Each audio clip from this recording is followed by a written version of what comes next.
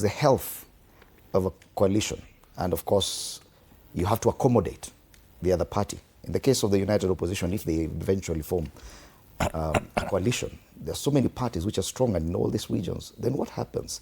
Don't you think that there's a need for zoning just to ensure that a coalition survives? One thing, let me say that if there is what you call a feeling or a feeling of having one united opposition presidential candidate, assume that particular coalition is a coalition of 6 parties, and every single party has a presidential candidate. And until when you want to have one single presidential candidate, what do you do? What you do is that you find a mechanism on how you can zone yourself and remain with one candidate. How you arrive to that? You arrive to that because if you know very well, if you go to the ground, the 6 of you, you will split votes within yourselves, and your common enemy will garner support through that. So it plays also in those other Rokanda political ties of other positions. And I think what I have said is that most affected areas can be where the areas are cosmopolitan.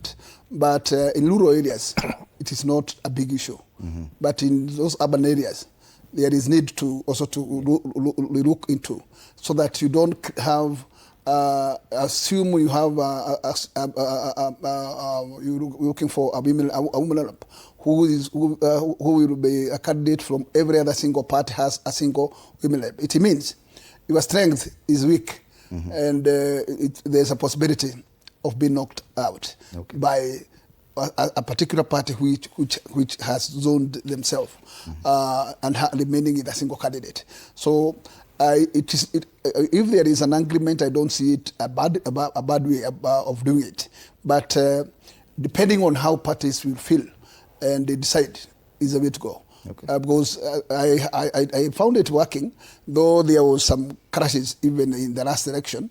But remember, we were UDA, and in UDA, it happened that we tried to zone, but we also realized that it is not really working. Mm-hmm. And we allowed those other parties also to fill their candidates. Mm-hmm. But we still survived. Yes. So I agree that depending on how the group will find themselves, they can organize themselves. But in rural areas, I think it's okay.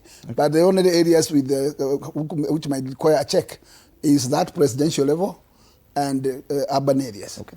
Yeah. President William Ruto has always desired to have one huge monolithic party, not coalitions of convenience with so many splinters. And his hope was even that Kenya Kwanza would ideally have been one party without the need to have different parties carry out their own primaries.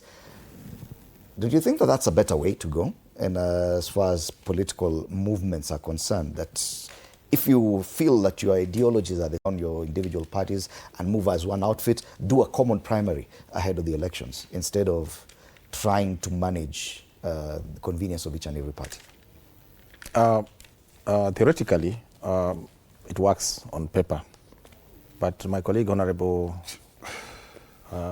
Sabina Chege, will tell you that even within Azimio, we had differences. And these differences are not largely born out of ideology, but even our ethnic composition, mm-hmm. which plays a part, and sometimes we want to hide that under the carpet.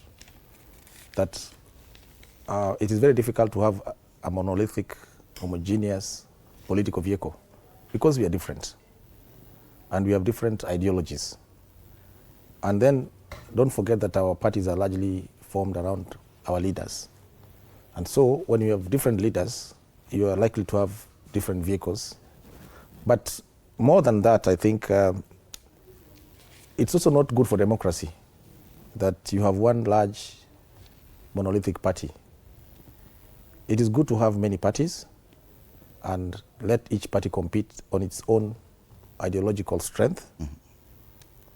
And then it is always better, I think, in my opinion, to build coalitions after the elections. Mm-hmm. Because you see, like my party today, ODM, has 87 members. And we keep... Elected members. Elected members. We keep thumping our chests that we have big numbers. But we're forgetting that even in the next dispensation, what will matter is how many of us will be back in the House on ODM. If suppose we made a pre-election agreement with Kenya Kwanza today, and we fail to attain that number of 87, then there's a basis for renegotiation, because what matters are the numbers in the House. And this is why sometimes I feel sad, because we don't seem to see that as we cry about zoning and all that. We should be able to see that we need more numbers in the next House, probably even more numbers than Kenya, than UDA, yes, so that we've got muscle. We can leverage on our numbers and negotiate. As it is today, we keep making noise, assuming that we already have this 87 secured. And the truth of the matter is that UDA has actually crept into some of our zones.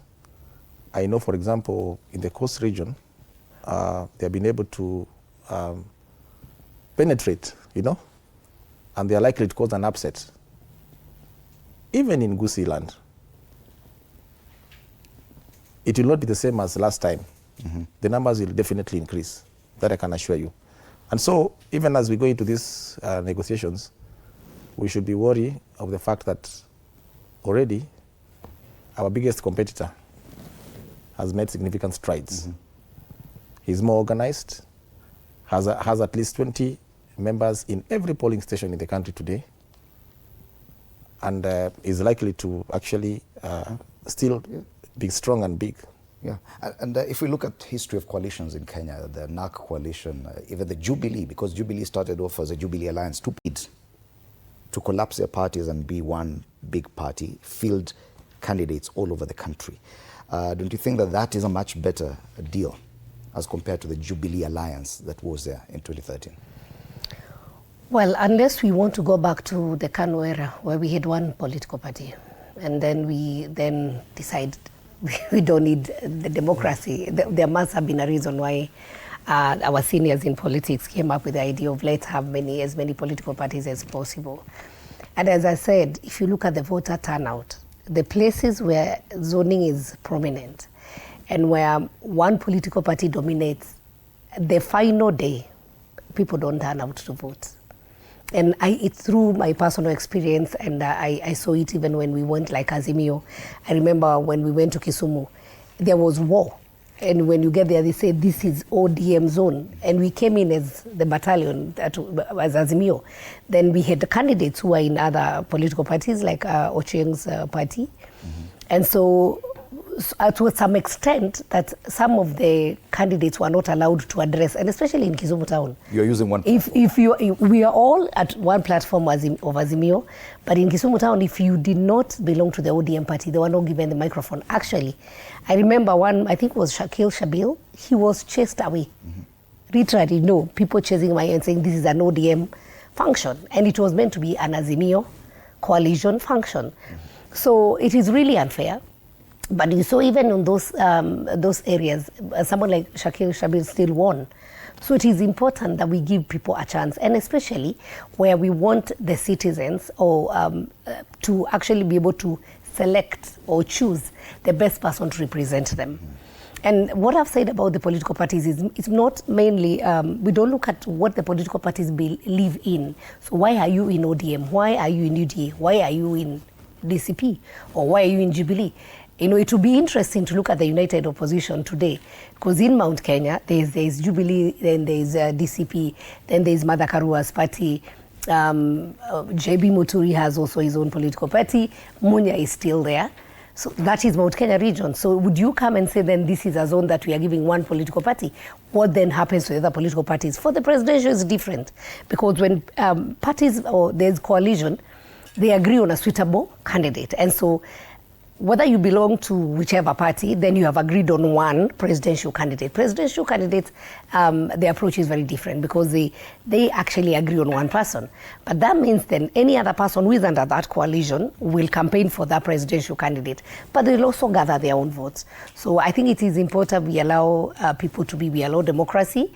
And I said, even in urban areas, we saw it in Nairobi. And I know my friend Akuya here wants to be the governor of Nairobi. So if today you are called and you are told the zoning doesn't favor you, yes, so it's another candidate, then where does that leave you? Right. You know, we saw candidates, and let me just mention somebody like Ngatia, who was a gubernatorial candidate in Nairobi, who was just told to step aside. And then also Wanyonyi, who was in ODM, who wanted to be the governor of Nairobi. Then he was told to step aside or become a deputy governor, so he opted to go back to Westlands. So it's really unfair, especially for the candidates who believe in themselves, who have invested, and then just from nowhere, a boardroom decision is done and you're told you step aside for so-and-so.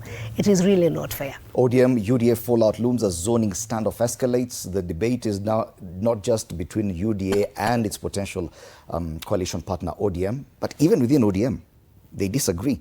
Bonamanduku says he's not for zoning, but quite a number of people there are for zoning. How it will pan out, only time will tell. Today is a big day. And